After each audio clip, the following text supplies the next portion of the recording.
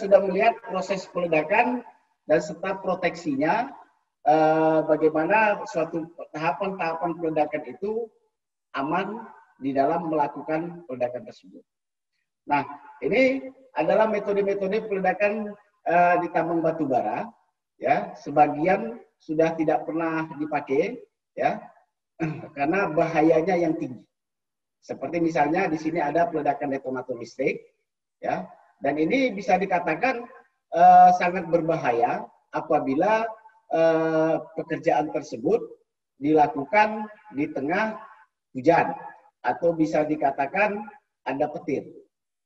Karena bisa dikatakan ketika petir walaupun jauh dari lokasi, ada koneksi air dari tempat petir itu sampai ke lokasi, itu bisa menjadi penghantar listrik yang baik. Itu yang pertama. Itu yang kedua, ada juga peledakan non listrik atau nonel juga yang disebut dengan sumbu api. Ini juga risikonya juga sangat tinggi. Ini dilakukan sumbu ledak pertama sekali diuji berapa kecepatan rambat ketika sumbu bakar ini atau sumbu api ini, ya, itu dibakar, ya. Jadi ketika ini dibakar, maka bisa dikatakan dia akan terkoneksi, akan merambat dan meledak sama flame detonator, ya.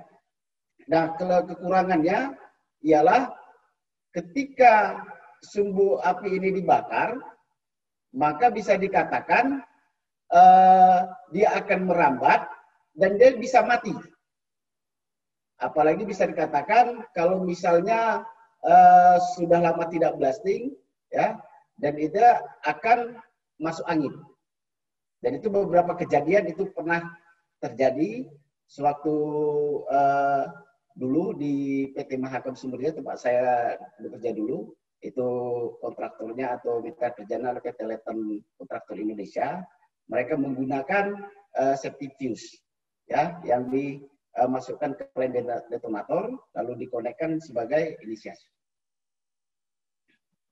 Nah, ini yang biasa kita gunakan sekarang, yaitu jadi nonel juga berpadu dengan elektronik detonator, yaitu bisa dikatakan surface delay dan in-hole delay, ya.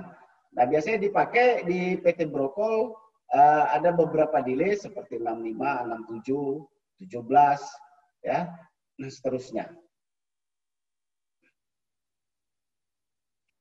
Nah, ini bahan peledak ramuan, ya, yang ada di operasional PT Brokol, yaitu ANFO, ya, sudah itu emulsi, sudah itu water gel.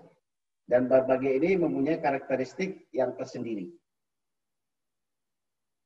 Nah, ini juga untuk dinamiknya kita punya dua, ada booster dan ada cartridge. Ya, bentuknya bisa dikatakan kalau booster ini keras, ya, seperti lilin, dan cartridge ini seperti dodol atau bisa katakan seperti gel.